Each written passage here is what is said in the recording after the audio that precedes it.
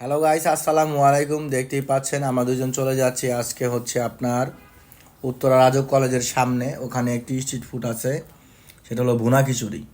গরুর মাংসের ভুনা খিচুড়ি খেতে বা পার্সেল নিতে আর কি যাচ্ছি। তো এখন দেখতেই পাচ্ছেন, ভাইকে বললাম খুব পরিচিত আগের থেকেই, কারণ এই উত্তরা 6 নম্বর সেক্টরে হচ্ছে আমি লেখাপড়া করেছি। তো দেখতেই পাচ্ছেন আমি পার্সেলটি নিয়ে নিলাম।